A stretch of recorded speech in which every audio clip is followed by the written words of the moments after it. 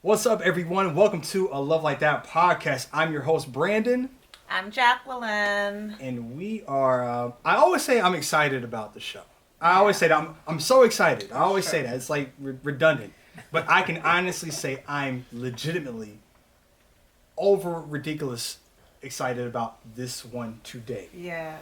Because we have some guests on the show that are, they're not just guests. This is like family here for us because they mean so much to the genesis of our marriage and our journey. And I'm not going to go through the whole 80-minute speech about them. I'm just going to go ahead and get into it. I have Mr. and Mrs. Curtis. We have Mr. Curtis, Mrs. Curtis. How are you all doing today? Doing great. Thank you, Brandon. Awesome.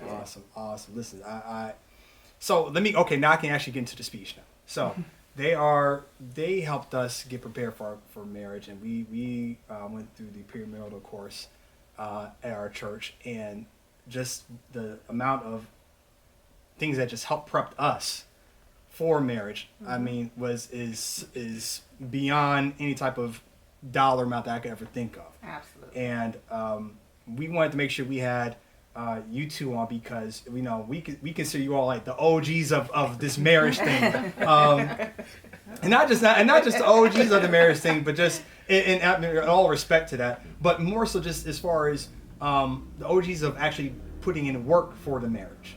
That's what we respect about you all, and we want to just have some people who have been at this thing for a while and have seen it all, done it all, and really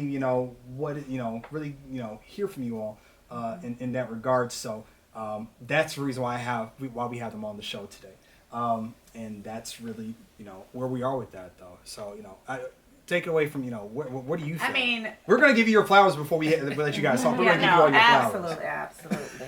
We're just honored to have you guys in this space with us. I was just upstairs kind of sharing with you guys how many, of our personal friends and, just other people on our journey, you guys have just impacted their lives and their marriage, and them being able to kind of spit back some of those tools and knowing that they're still using those tools is just a reflection of really how much you guys have meant to so many couples. So we are honored that you guys are here with us today. And as you guys taught us our premarital counseling, so it's just an honor to have you guys here. Yeah. Thank you again. Yes, Yeah, no problem. So we always talk about, the name of the podcast is A Love Like That. So I would say a love like the Curtis family is what? You want to start, huh? A love like that.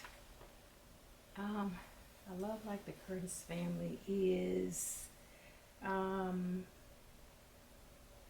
ongoing. I love it. It's ongoing.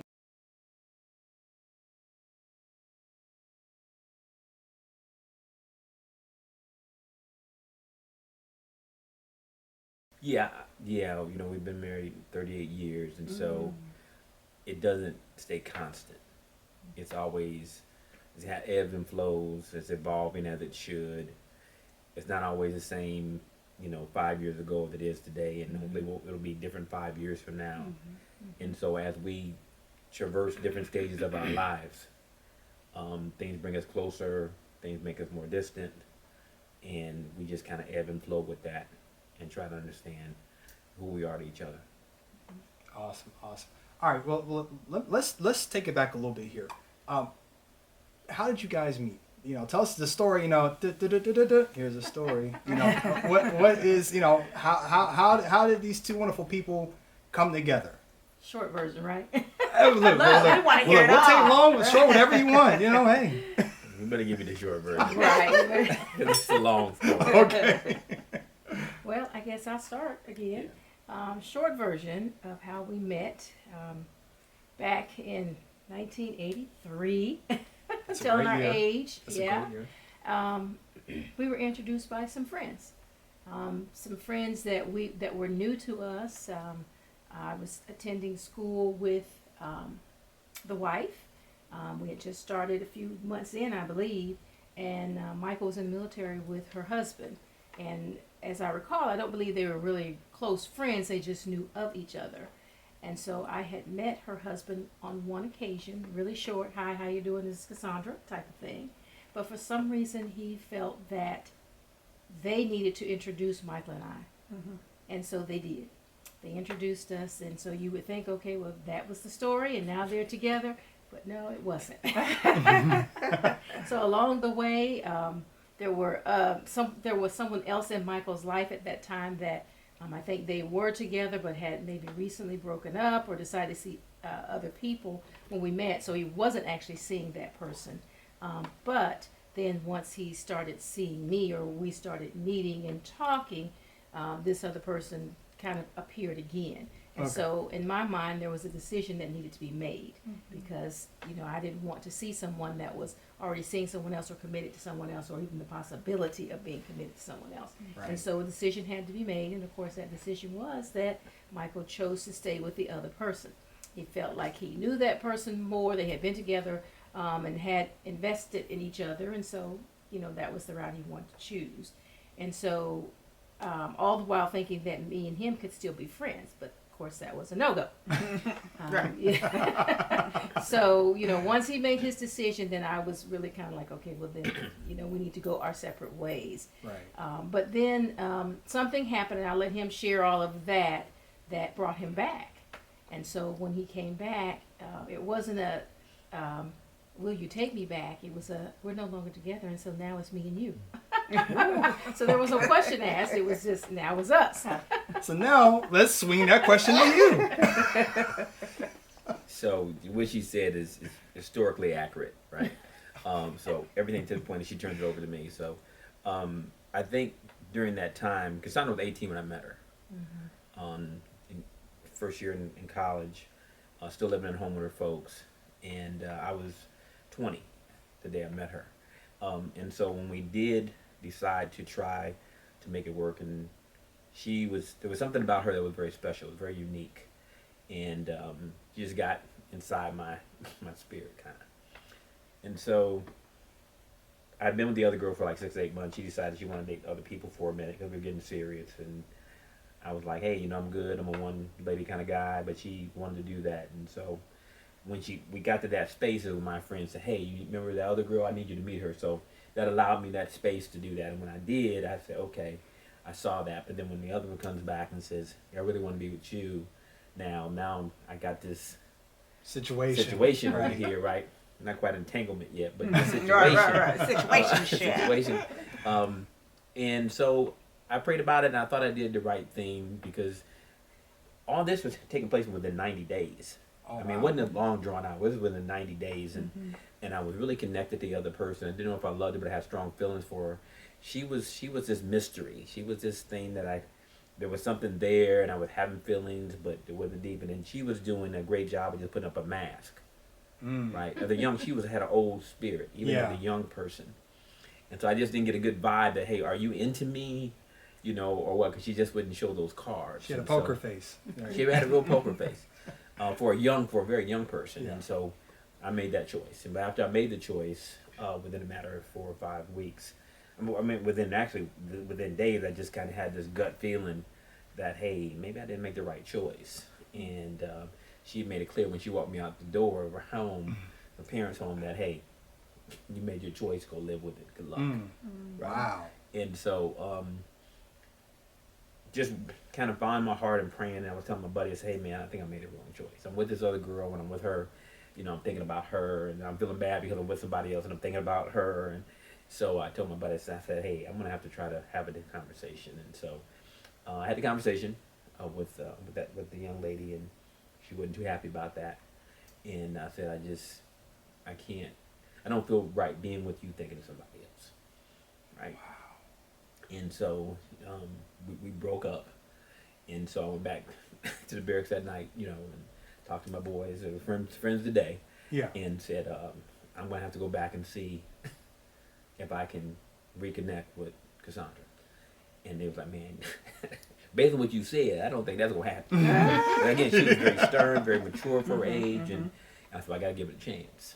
And so I called her, and of course she's very short and didn't want to talk to me, and you know, you made your decision, kind of. And I said, hey, just give me 5 minutes. I just need to have a conversation with you.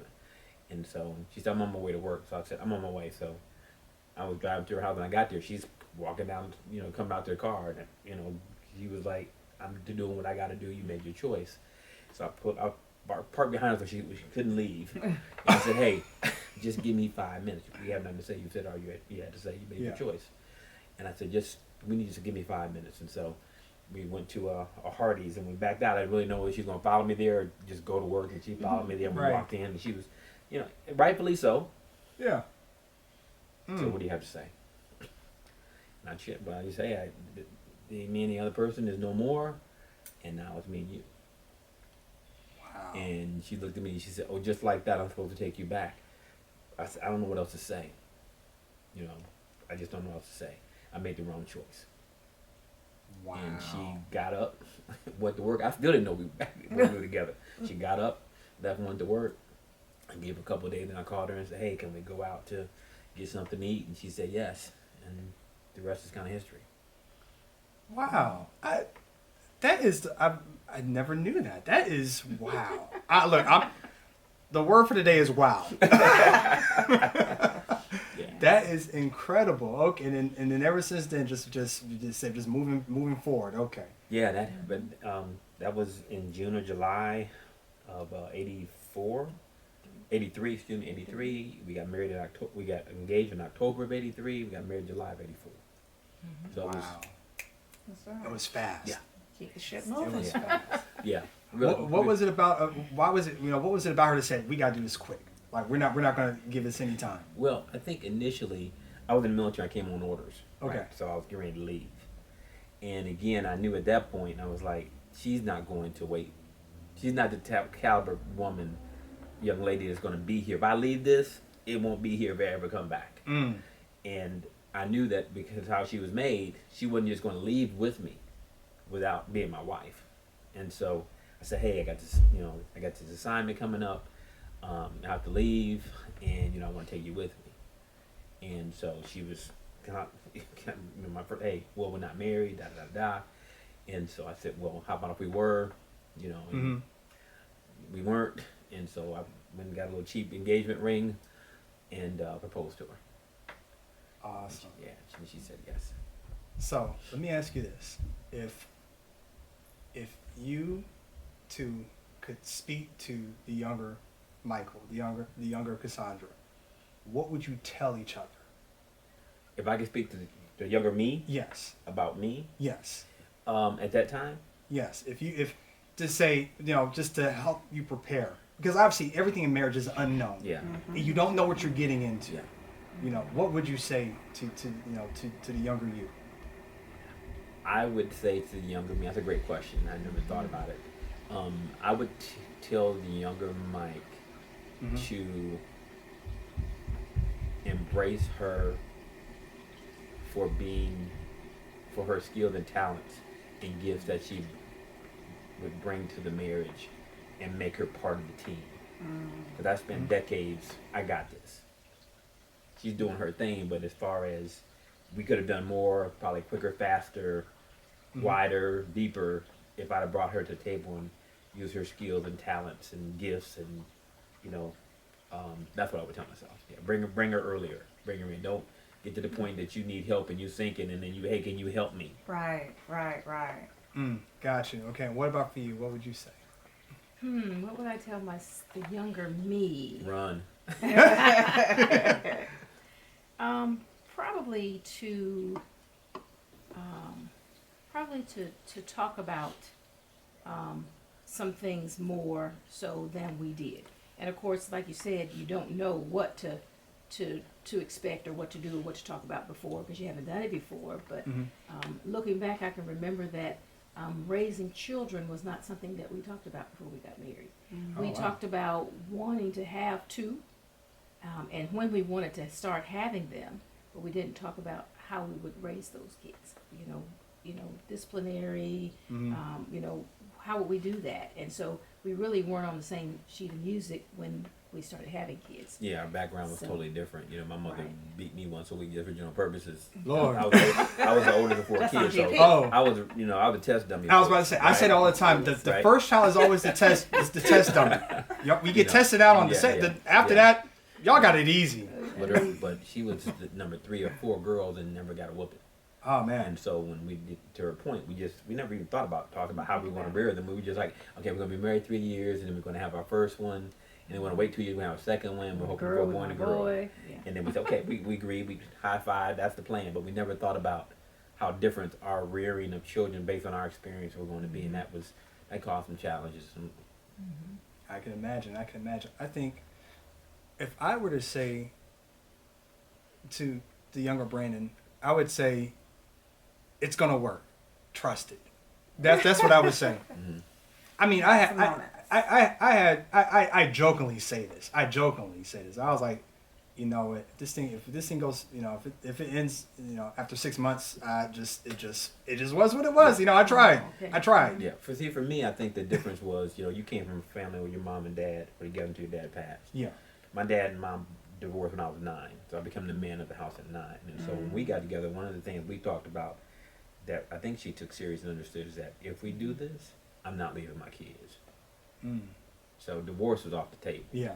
You know, so if you leave, you better get a 3-bedroom because I'm gonna be right down the hall. You're not leaving my kids. I mean, that's how committed I was to that. And I told her that. She kept looking at me like, I don't think she really understood at that young age what my experience was to say. Yeah. Yeah. For that. So yeah, so what option of it working or not? Yeah. It was going to work. Yeah. However it was going to be. We like each other. We love each other. Mhm. We tolerate each other. Whatever it is, Right. we gonna be together Mhm. for the sake of our children. Yeah. And so that just, I think that helped me get through some times where things were a little struggling a little bit. Mm-hmm. But when the kids, hey, it wasn't, hey, I ain't got out. You Yeah. have to make this work. Right. That's the covenant, the commitment, the covenant that we were talking about earlier. Yeah. You gotta make this work. Yeah. We were talking off camera about that covenant, and you know, when people who are preparing for marriage versus actually being in the marriage, it's a totally different conversation that needs to be had. Yeah. Because you were saying, you know, the conversation is different because of what? There's an out, right? If you have a covenant commitment, there's an out. It's a free out. I mean, it's a choice. Yeah. You know, but under covenant commitment, there's a little bit different level of intentionality about making it work. That's what I believe.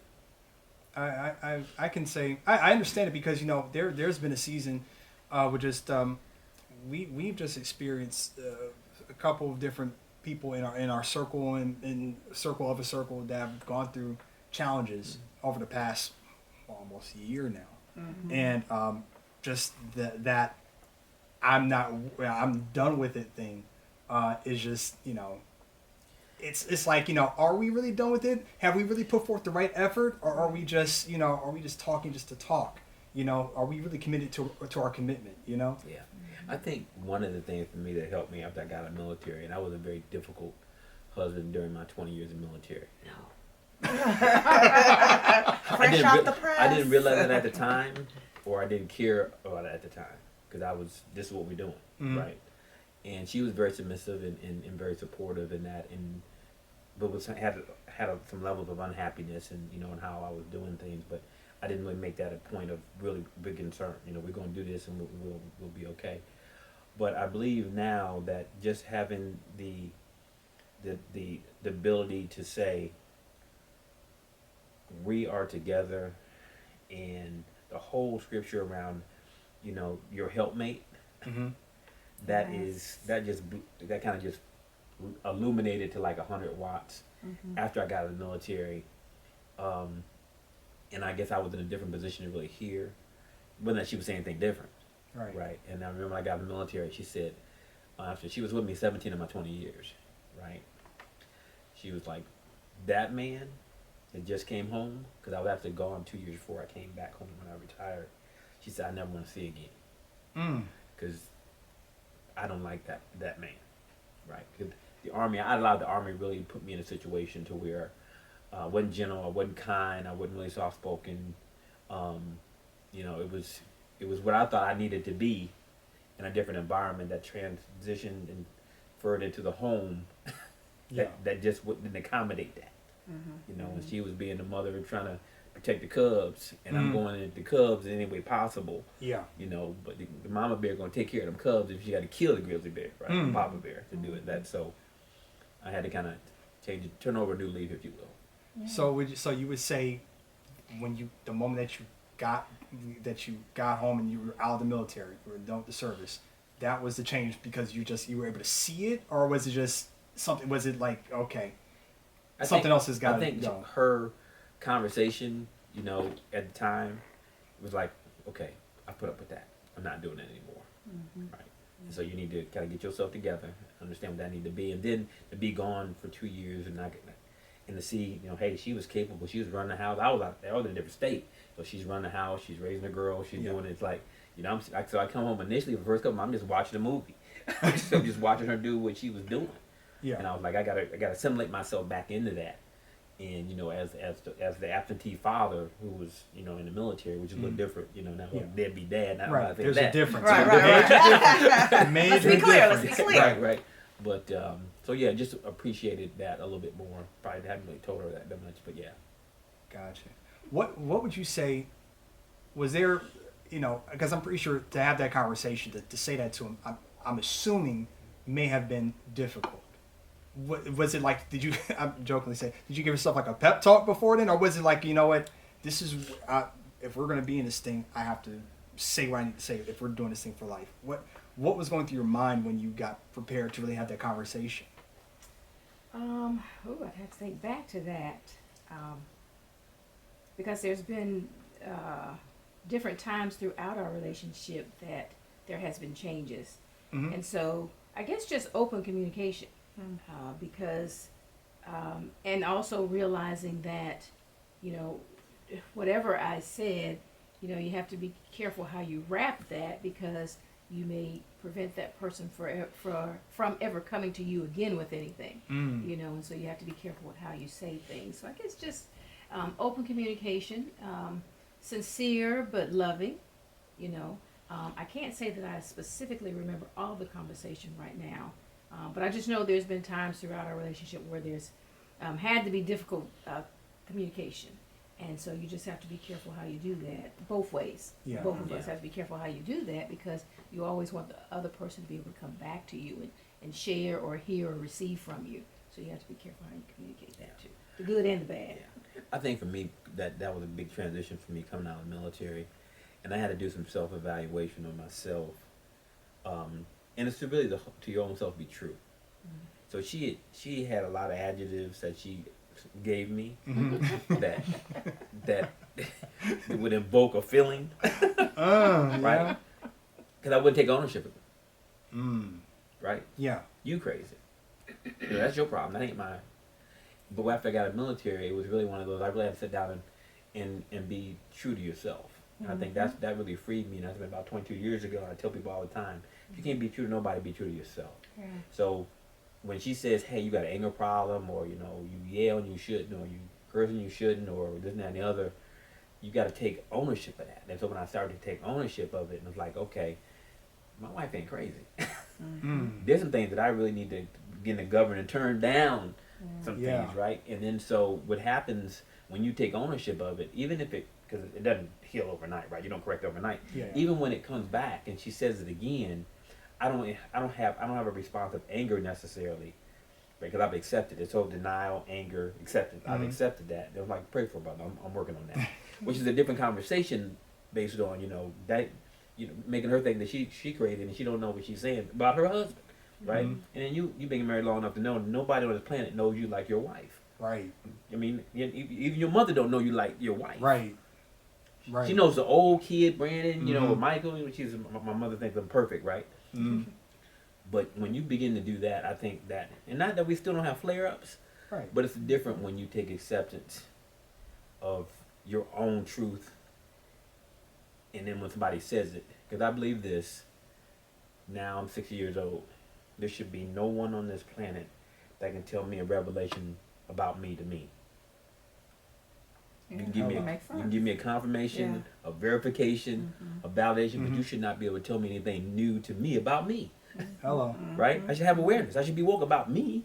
Yeah. Right? And so I think that's the thing I really been good, bad, ugly, all of it. Have awareness about it, and not all be corrected.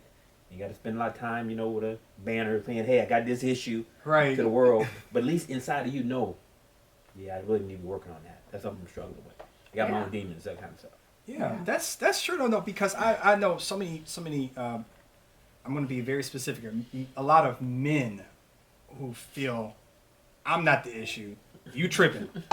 You know what? Look, you do what you got to do with. I'm over here doing this, so you worry about what you got going on. And I think it's where it's the unknowing that it's an ego that's in it almost. And I always say ego is an acronym for edging God out. And when you're out operating in a different way, it makes it very difficult for you to receive that. And I know we used to go through that, especially like that first year or two, whatever the case is. She may say something to me, and it just is like, ugh. Or I may say something to her, and it's the defense blocks just coming in. And we've gotten to a point. It was like a month ago maybe. She was pissed at me. She was pissing me about something, but she was able to just say what it was and get it out the way, and we were able to move on from it. I didn't take it. I took it personally, but not. I took it personally, but not personal. Yeah. If that makes any sense. Yeah. I heard what she said, and I let it be, and she was able to say what she needed to say, and we were able to move on with the rest of the day. And she said, she's like, I thank God that we finally been able to get to the point where we can do that, and it's not something that festers and lingers forever. Because, like you said, Jan Jr. Jan Jr. Like she ain't the one. She get at you. She get at you. And so like I said, but because I respect her because I know she ain't the one to fool with. I get that, and vice versa. But we have really been able to work at really not letting things long last to what they really need to, and that's something that's been really a bonus, I would say, for us. And like I said, we learned all that through just working out between us, but then also what we learned as far as the tool sets that we learned from you all. On our way to Wally World. Exactly. Wally World. Yes. Exactly. The journey continues.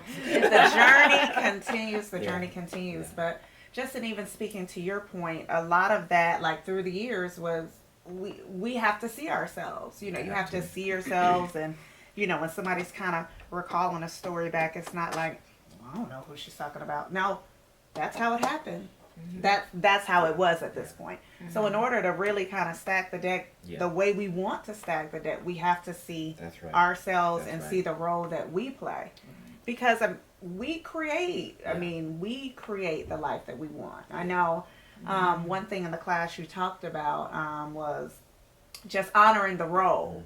And I know you were saying, like, even a cup of water, I think that was, something that you did every night. Honor the role. Like, that always stuck with me. Whether you were like, regardless, whether you're talking to me or not, whether I'm in the room or not, he was like, I'm going to go on and I'm going to take that water in there. Expand on that. Yeah. Honoring the role. Well, one of the things that we taught, and first of all, the class we articulated to the participants and attendees like you in the course. It blessed us too. It helped us. It kept us fresh. It kept us accountable in things. But one of the things we talked about is that God created marriage, right? The covenant of marriage. The roles in marriage are husband and wife, and God had created those two. And so in marriage and the covenant, when you read anything about it, it says the husband, a man finding the good, a wife, you find the good thing. Husbands, honor your wife. Wives, honor and submit yourself to your husband. So he creates these terms, these titles, these pronouns. The people in it are us, right? Yeah. God, anything he creates is perfect. So in his definition of husband and wife, it is perfect. It's perfection. It's the people who take on the roles who are not. Absolutely. Right? And that's the challenge. And so when we get in the role, in the title, if we have a difference of opinion, or we have a attend fellowship, or we have something that we get angry about, then our natural tendencies through Satan, right, the ones that kill, steal, and destroy anything that God created, which is good, and marriage is one of those things. is I'm not doing that, Mhm. right? Mm-hmm. I'm not doing that. And so my point is that well, that's in the moment that you're not doing it for Brandon, right? You're not doing it for Jacqueline. You're doing it for your wife, the queen. You're doing it for Brandon, the king. And so even though you're mad at the person in the role, honor the role, right? And so many times Cassandra and I are not talking. We're not vibing. We're not feeling each other. You know, she still knows that when she goes to bed at night, she's gonna have water next to her nightstand. You know, even she puts my medication for me together all during the week. Mm-hmm. Whether she's mad at me and not saying anything, she's gonna go ahead and do that. She's gonna make my plate and bring it to me when it's time to eat, even though we're not feeling each other. Because if you can continue to honor the role, what happens is that difference won't get you so far from the shore that you can't see your way back. Right? When you start going tit for tat, well, you ain't doing this, I ain't starting your car, I ain't making your dinner, I ain't making your dinner, I'm not going to clean to get your clothes. And you just keep, and next thing you know, you're 5 miles out, you can't even see the shore. Don't even know how to get back. Right.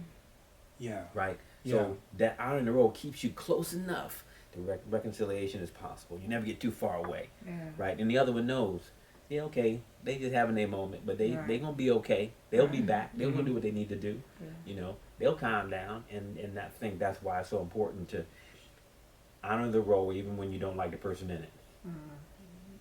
That's And if they do the same thing, it's a beautiful thing. Right. Yeah. Exactly. If everybody's honoring the role, you know, it'll work itself around, like you said. It comes back. It comes back. It comes back, though. I remember he said something. He was in the course. He was like, "I don't care. Listen, you may put me on the couch, but guess what? I'm still gonna give you your water, and we gonna work this out. We gonna be okay. Yeah. We're gonna be good. Look, it doesn't matter what happens on that side. I have to make sure I do my part to serve on this side." And that's something that we talk about, and what we talk about with some of our other friends. That marriage is a service. Service. It's a service. Yes.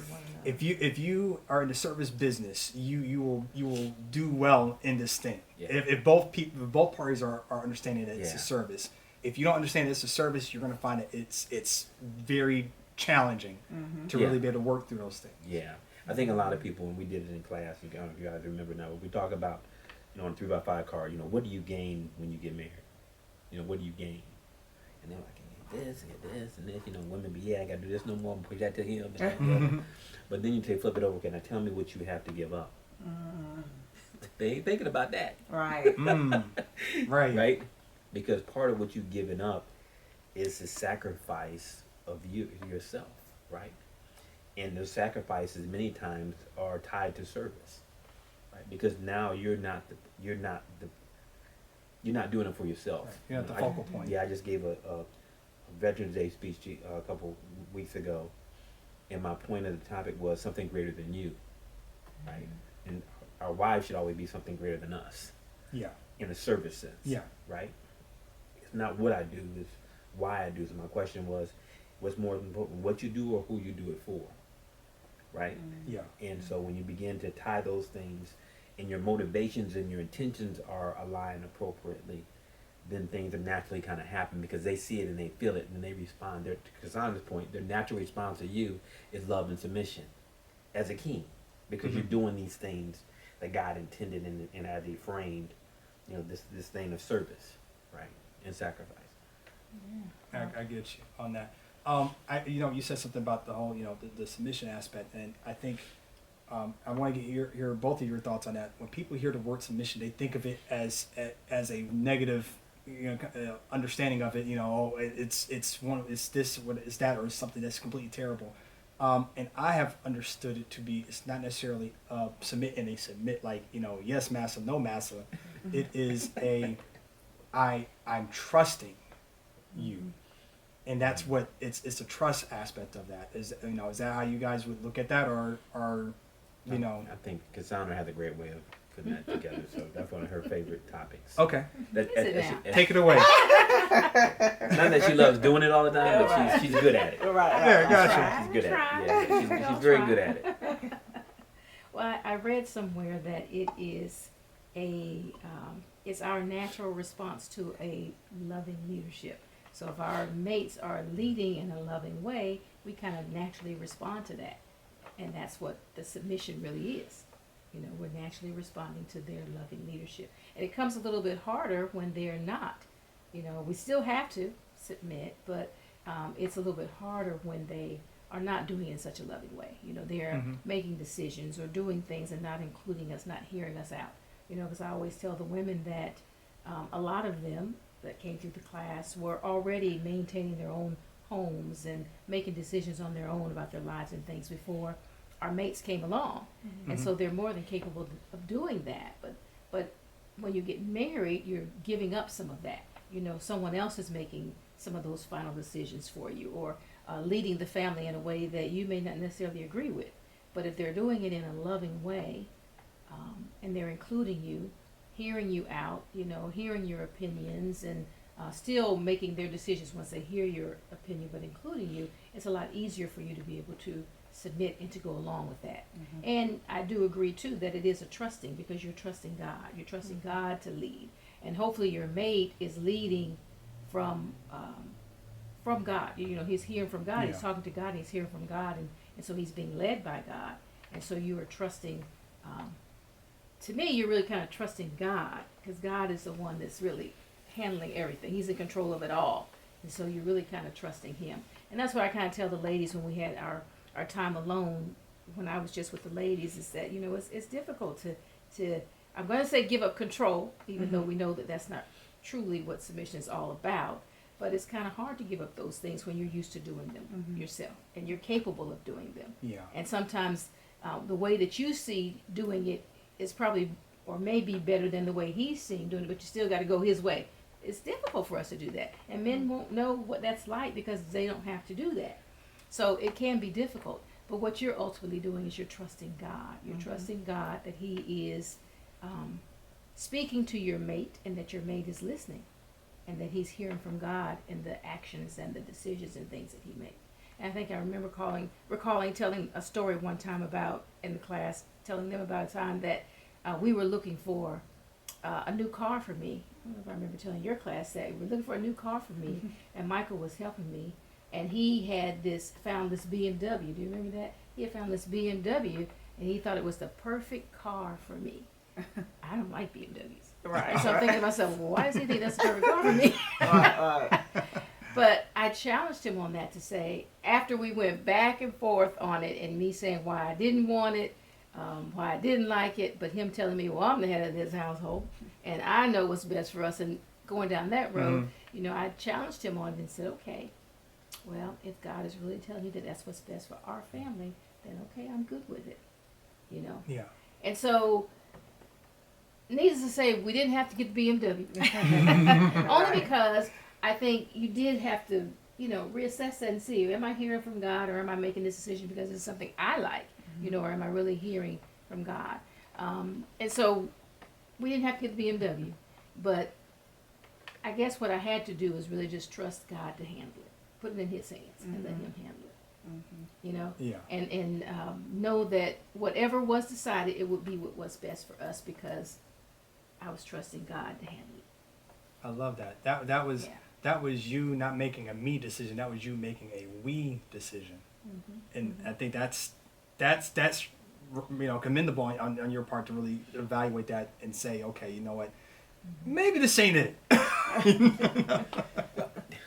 That was probably one of the times I did do right. I didn't always do right. I made some me decisions. Yeah. Right? Lord, you gonna bless it? I don't know, but this is what I think we need to do. But to her point, will you finish? I'm sorry. Yeah.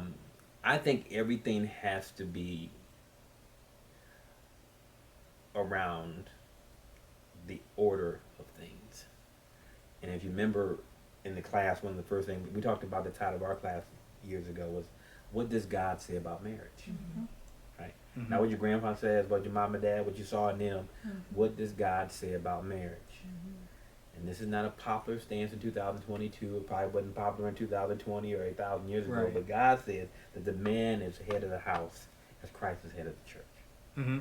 That's where I pulled the 5149 from. Right. Now, strong sisters, alpha female sisters, sometimes it's hard for them to accept it. I'm not even talking about go yet. I'm just reading it. Yeah. Ain't no action, no decisions been made. I got a problem about what it says. We ain't talking about the execution of it. And so, to me, you really have to then, before you even say go, begin to frame what it means. And so when we start talking about partnership, which a marriage is that men have to understand what God's expectation is in. You remember in the class, I asked the whole class, what did God say when he bit the apple? And everybody write down all the little answers on the card, and I would go around and say, because nobody got it right. Because the answer was, nothing happened when Eve bit the apple. Then I asked the question, so what happened when Adam bit the apple? Everything you wrote down now is true. Right. And there's a reason for that. Because God holds the man accountable. And he gives him that leadership position. And that's where that 2% comes in. So now, what did that mean? As it relates to who leads and who follows, right? Yeah. Because many times the men that are assuming this they get to such a 2%, they don't even know what it is when you first go in. Yeah. Right? I don't know how to use it, Mm-hmm. you know. And so they abuse it, right? Yeah. Many times it's abused. And then the women, because it's not wrapped in the godly frame, I don't like that. I don't like the way it sounds. I don't like how when you say go and when you execute it, I don't like that. Because it truly is this, I believe, to Cassandra's point, because I've seen it in her. When you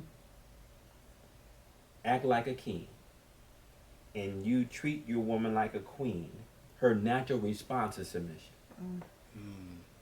Her natural response. Right. We've been to places where couples are eating and everything, and it's time to eat, you know, and I'll sit down. I'll be sitting, I don't even move, Yeah. right? And brother, and you ain't getting a fixed plate? No, my wife got me. Your wife fixed your plate? And then honey. Right. Cassandra fixed my plate. Right, Why didn't right. you? And she, Negro, you fix your own plate. Right. But then I tell them, don't mess up what I got. Right. Because you ain't structured it right. If you structured right, your wife would not problem fixing your plate. My man said, "Don't mess with what I got." That's right. Because Exactly. the structure Go ain't ahead right. and The fix your structure. plate. Structure ain't That's right. real. The structure is the key. It's the structure and how you operate and the expectation, right? Honoring the role. Yeah. She has water every night on her nightstand, right? I don't have to worry about whether my plate's gonna be fixed or not. Yeah. Because what I do for my queen is reciprocated Okay, right. to my king, Yeah. right? And so there's a lot in just the order of things, in the structure of how you structure, and then they set the expectation. And when you've been doing it as long as we have, then you don't even need to talk about it, because that's how you flow, right? I don't have to say, honey, fix my plate. Yeah. And it's gonna come, and she go, hey, what do you want, right? And it's a little thing, and I said, and it's not beneath her, you know. It's not, she's not thinking he can fix his own plate. This is what I'm doing for the husband, who's my king. This is what I'm doing for the father of my children, who provides. This is who I'm doing for the man who protects us. This is who I'm doing. Yeah. I'm honored to do it, Yes. Yeah. Yes. right? And so I tell many sisters all the time, they've been in class, well, I ain't gonna do it. And I look right at your brother, I said, you may rethink your position because you got a problem in your hand. Because they think that the way they saw me, my mom didn't do it, or this, that, and the other. You haven't even went back to read it to see the essence of what it's about. Right. But I will tell a brother this: if you don't have it, the first question is not to ask your wife why she ain't doing it. The first question is the internal look to yourself to say, what I'm not doing, Talk. right? That's going to invoke her to do her natural thing.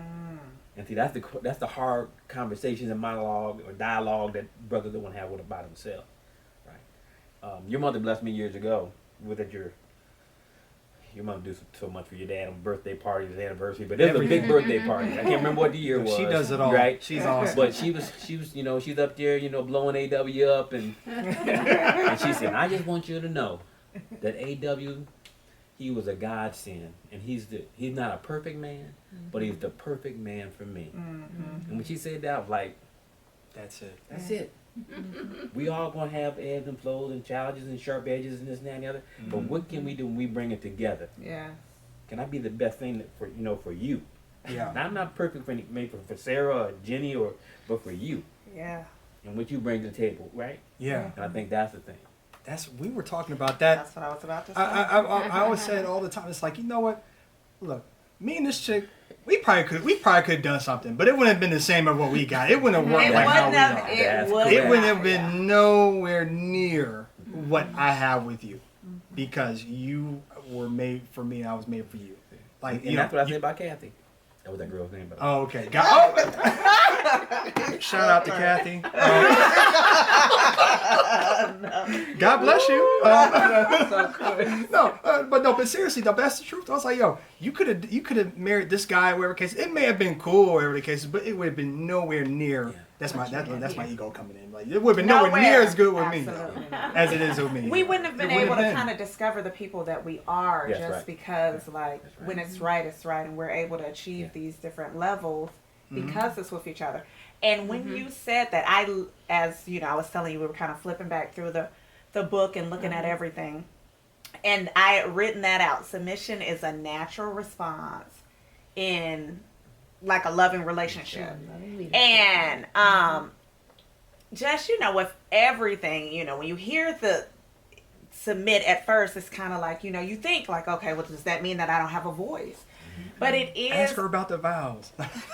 Oh yeah, no, I know they were going through the options on the vows. Yeah. You know, they had obey in there and all of this. Like, wait, is there another version that we can consider? Yeah. So, I mean, I was taking notes because I was definitely, you know, trying to be intentional. But it was, you Trying know, to find when that you hear workaround. it.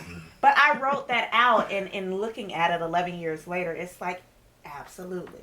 Yeah. Because it wasn't that moment of, okay, well, when exactly did it turn? It just was Yeah. him loving me, you Yeah. know, and just I'm I in the know wrong. who he submits to. Right. So it's easier for me to submit to him. That's If right. he's, you know, just listen to everybody in the world, then that may be a little bit different. But when he Yeah. is submitting to God, Yeah. then it's easier for me to submit. And so that absolutely stuck out because it's like it really, you know, you fall into the role and And you yeah, know what that's- helped out with that though? What you just talked about and what we talked about in the class before. It's like if your woman is giving you grief about something or is the energy's off, Yeah.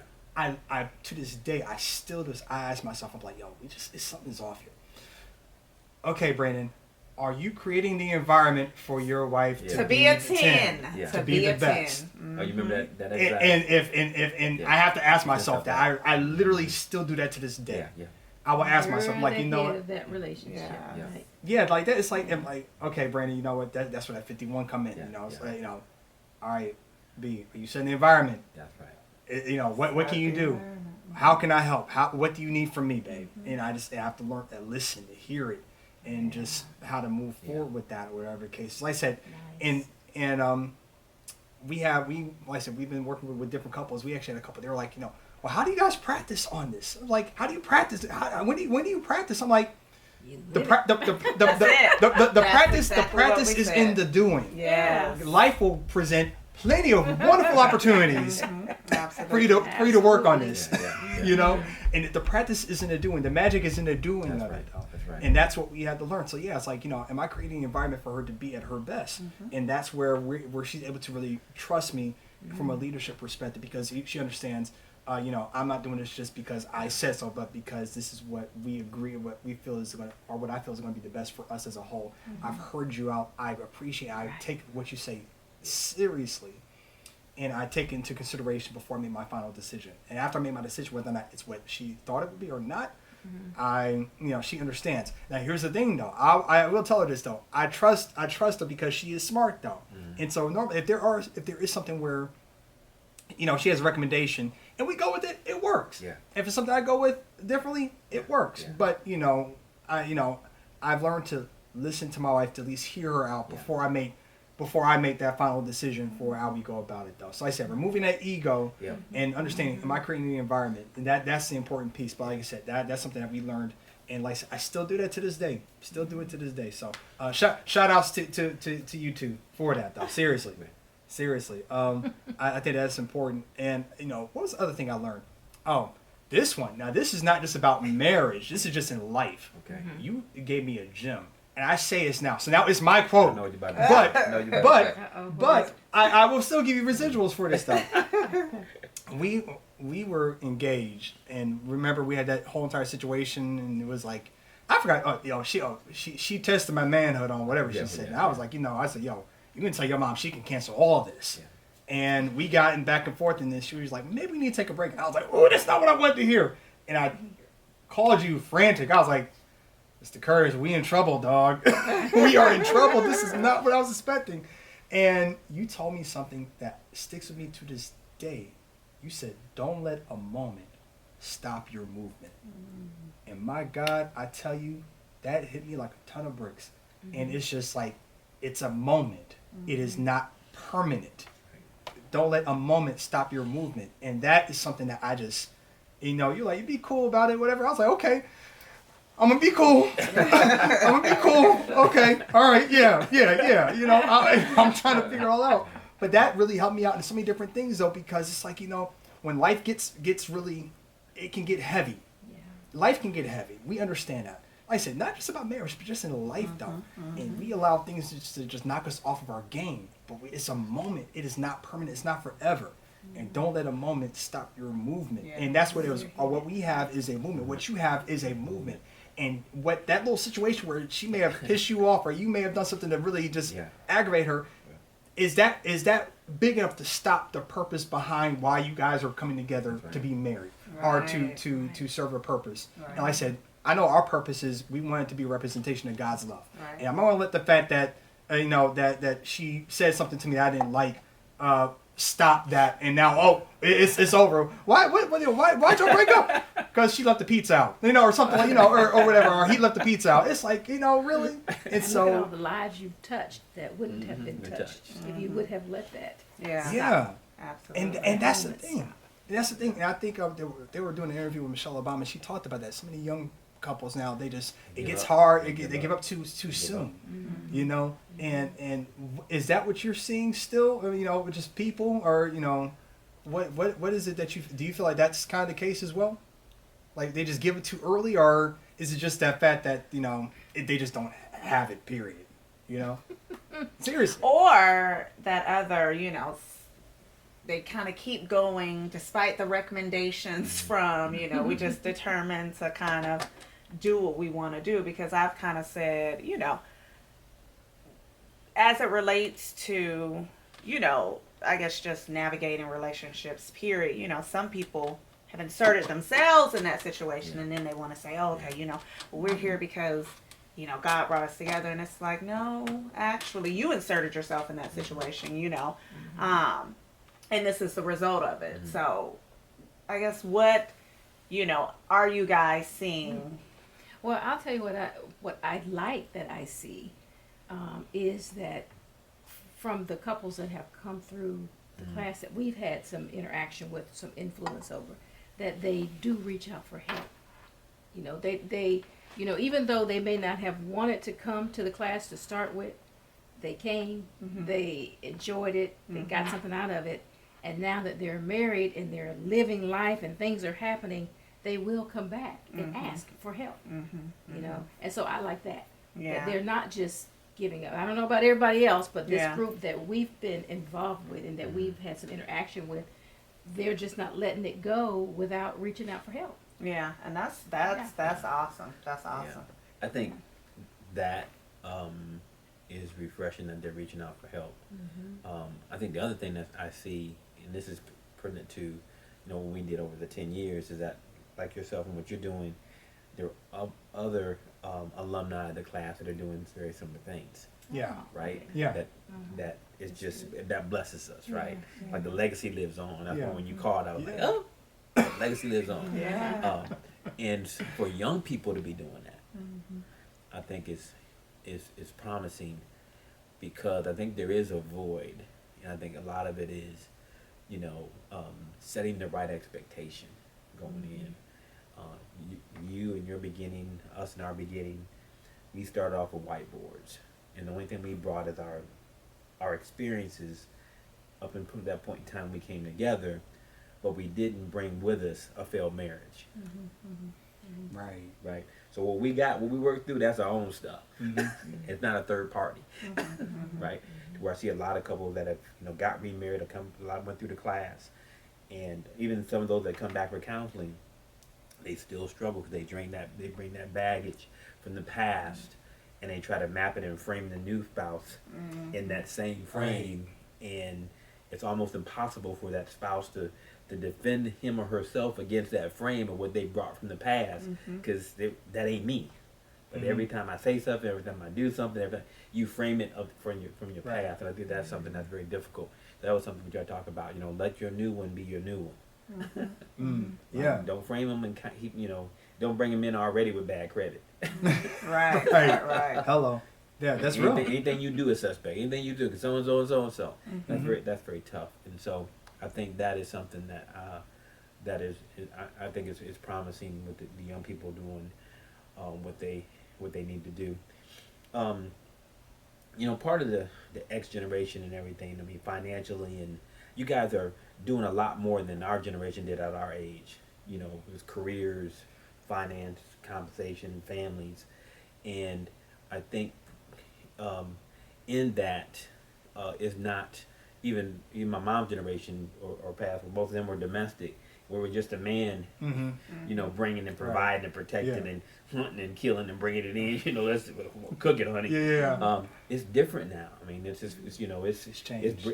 We bring this thing in together, and I think that's beautiful to see with a lot of the young couples. Because collectively you can do more. That was one of my struggles.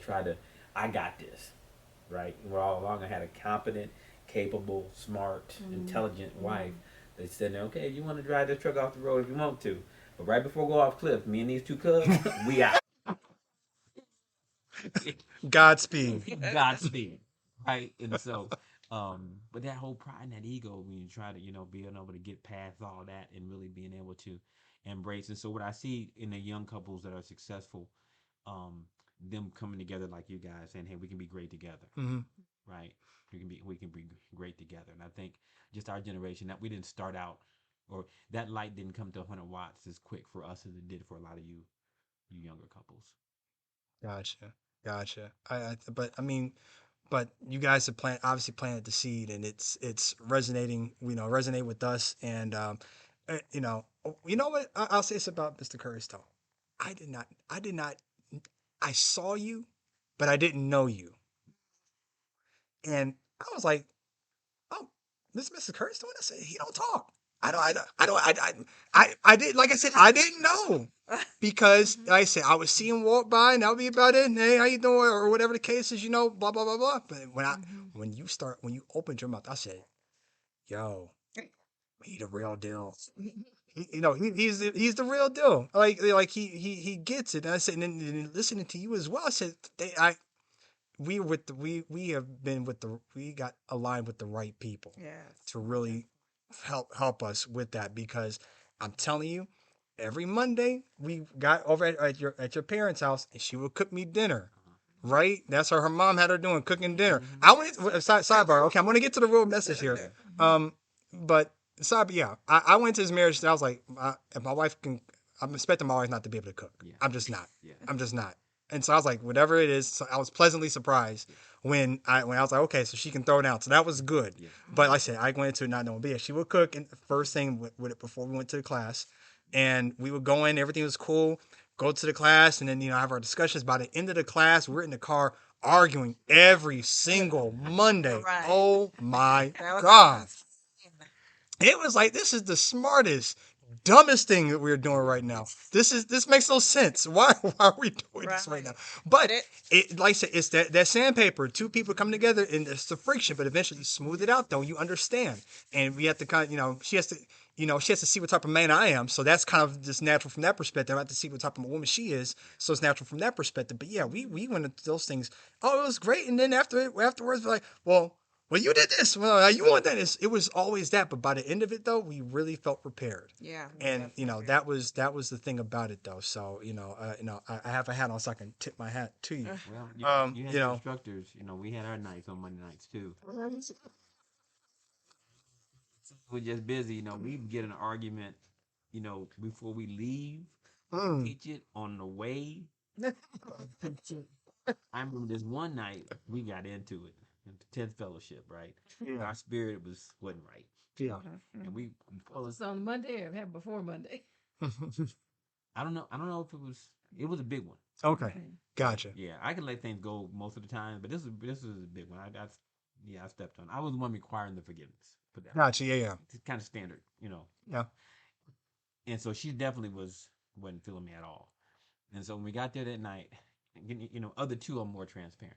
She's very reserved, very personal about her space. I'm an open book and wide, Yeah. open. And so, how we started with prayer. Mm-hmm. And so in the prayer, she didn't know I was going to say it. But in the prayer, I opened it up. And then in the prayer, I said, and Lord, allow us use Cassandra and I tonight, even though we are not on the same page and we've had an argument, intense fellowship, and we're not really feeling each other right now. Use us to benefit and bless the class. Mm. Mm. Right. So when I got done praying, everybody looked at me like, because now to put her business on the street. Now, we married, but it's her business. Right. Oh, we can help these people. We got to be honest. We got to show them that we have struggles. We have struggles too. We're not perfect. Right. And so, I know she's seething, right? I feel the heat. Feel the heat. And she was, of course, she Cassandra's classy. I mean, so you never going to act a fool out, right? Yeah. And maybe at that, even at the house, but on the way when we got in the car, she let me know how unhappy she was that I shared that with the class. Mm. And I was like, that's the call that I made. And I think it blessed the class, and we were able to work through it, and made us stronger. Yeah. Because you just can't stop life because you had a bad day or you had a bad moment. Right. Or Mm-hmm. I tell you what, we're gonna stop adulting for 2 days until because we mad at each other, right? People are counting on us to do things. Our children are counting on our friends, Yeah. coworkers, and all this kind of stuff. And so, we work through that. And Cassandra always has said, and love is not enough. How many times we say that? Right? Yeah. Love is not, and it's not. It's not. Yeah. It's not enough when you on the way, when you get there, while you're going. Mm-hmm. You need a lot of other things that undergird and solidify that foundation of marriage. And for us, it's forgiveness. I call it the F word. I mean, unfortunately for her, I'm the one probably requires most of the forgiveness over the 38 years we've been together. Yeah. And she's able to do that because she again looks at me and understand what God is doing through me. And I'm trying to, hey, I ain't there yet. I'm trying to get there. To people, oh, Brother Mike, you got to, no. Lift the bar, baby. Lift the bar. Brother Mike, you see the outside shining, but there's a lot going on that Mike got to deal with his own self. Yeah, right. But respect and trust and just communicating and those kind of things are the things to me that sustain the marriage. I know too many of my friends that are divorced that still love their ex. Mm. I didn't like my ex. Yeah. I didn't have peace in my home. And so I just made a choice, selfish or otherwise, not to stay in that situation. But it didn't have anything about them not loving them. Right. But then it's not enough. Yeah. Right? And so that's the thing that hey, for us to kind of always analyze and kind of figure out what it is that we bring to the table. As a head of the household, I bring provision, I bring protection, I bring security. Hopefully, I bring her some level of happiness, some level of joy. But the big joy in her life doesn't come from me; it comes from our children. Our daughters bring more joy to her, I think, than I do, right? But I bring her love, right? And so when you start having children, when your children get older, you'll see how things pivot Yeah. around how what it looks like, and how she embraces the children because God called her to nurture the children, right? To where we come to prepare, they come to protect, and those look different when you say go, Yeah.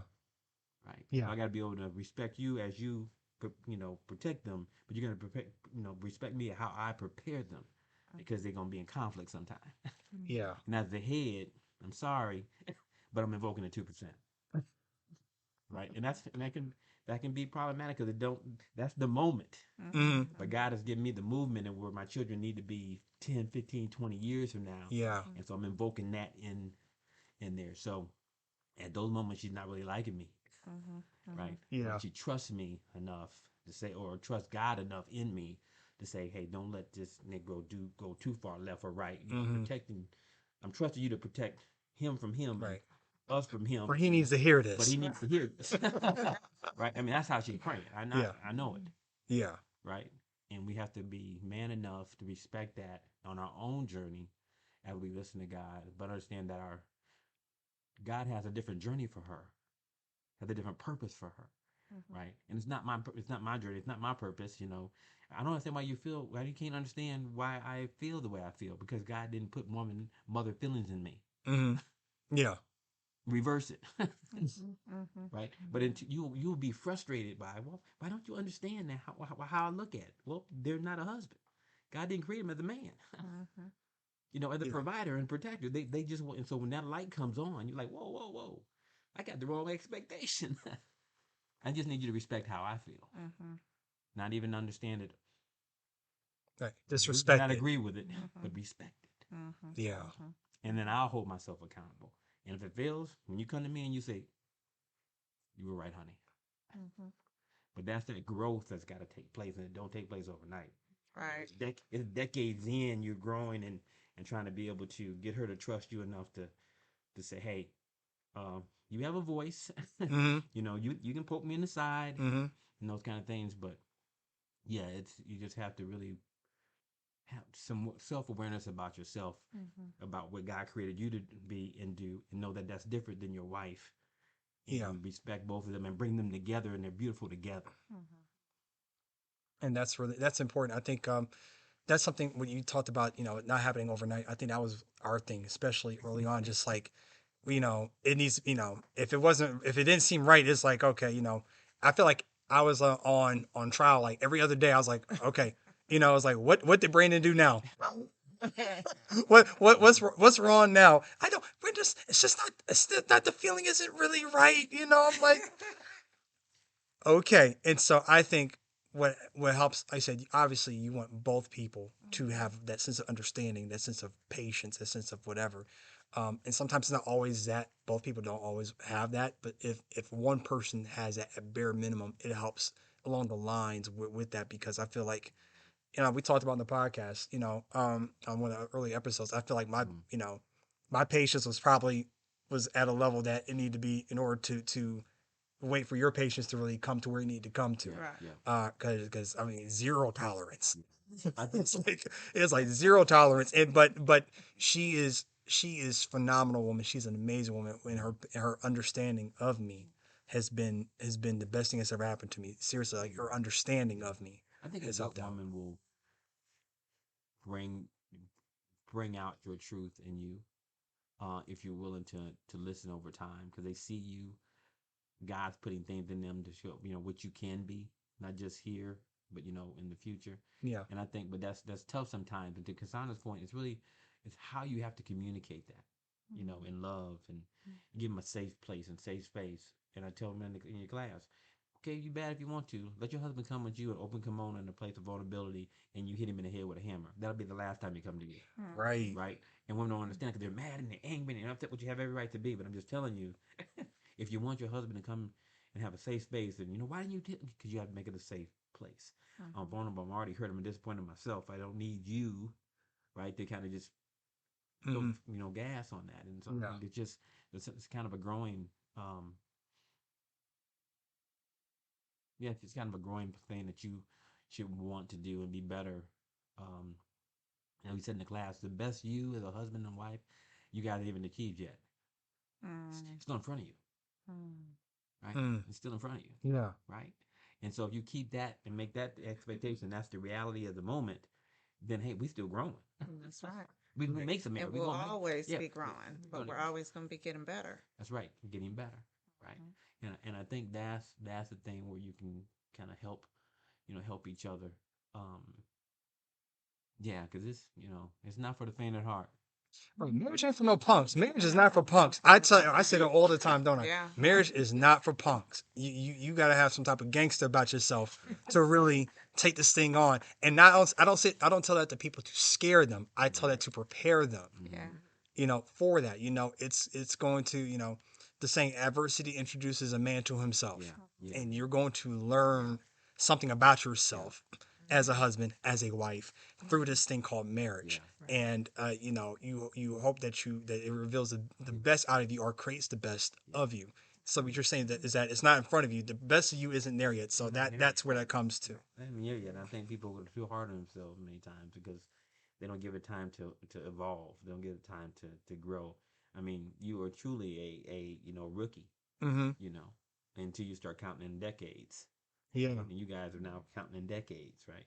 Yeah. Right? Yeah. Right? I mean, it's Yeah. one decade. It just it went by. Right? It went by. It Yeah. went by fast, and so I think that is, part of. Um, I know I'm a difficult man, to live with. Cassandra, she tells me she doesn't even have to tell me that, but she does occasionally. My daughters are like my dad, just off the chain. Yeah. Just off the chain, and so, um, and it's not like, and that's just the way it's going to be. I'm trying to evolve and grow and get into place, because as the older I get, I realize I'm 60 now, that I have less time left. Gotcha. And so I'm more intentional about, what I do, who I do it with, what I focus on, what I worry about or don't worry about, because my priorities are different. Yeah.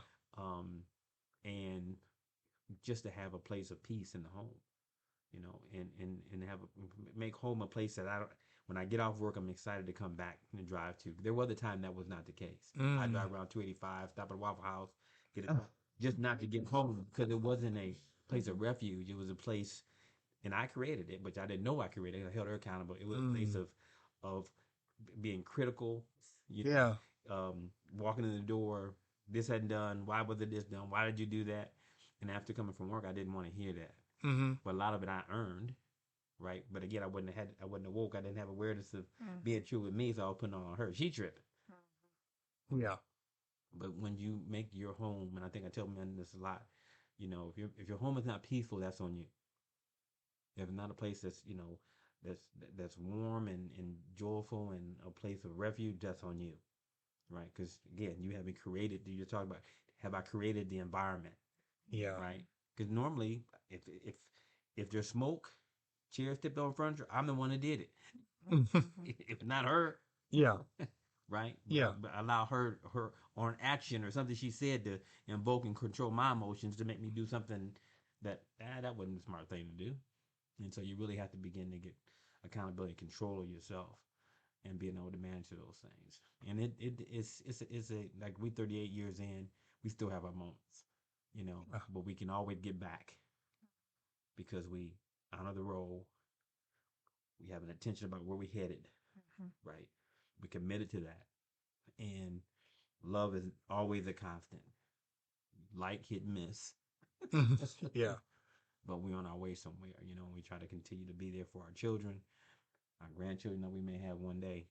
Right. And but yeah, it's just a journey. It's just a journey. I love it. I think that was perfect. I think that's the perfect way to kind of wrap this up. Yeah, Seriously, and you gave them all. We didn't even have to ask the questions. You gave it all right there. You guys gave it all right there. We thank you both for making the time. I always tell people, you guys could have been doing a million and one other things, but you all made the time and made the choice to come here and spend it with us, to talk to us, but also to talk to the people who are going to hear this and who are going to view this. And I think, it's going to be a blessing to them. I know it's going to be a blessing to them. It's a blessing to us, because, like I said, we're still learning as we go along. You guys, giving us nuggets right here, even to this day. So, we thank you all for coming on. And, this is where I have no transition for anything. I'm just going to go right into it. Shameless plug. Make sure to subscribe. Yeah. So make sure that you guys subscribe to the podcast if you haven't already. Subscribe to us on iTunes, on Spotify, on YouTube as well. Subscribe to our podcast, our YouTube page at a love like that _ Follow us on Instagram at a love like that _ Facebook a love like that LLC. We have our premarital course that's starting January 9th. It's our virtual course that we're doing for group sessions. So that's January 9th. So make sure you go to the link in our bio so you can guys register. We have a lot of great things coming with that. Make sure you sign up for our upcoming events that are going to be happening here very, very soon as well. And everything that we always talk about on this podcast, and then some. Okay, so listen, babe, I thank you for doing this with me. Mr. and Mrs. Curtis, we thank you all so much. Thank you, guys. All right, seriously. All right, and I'm Brandon. I'm Jacqueline. This is a Love Like That podcast. Take care. Peace.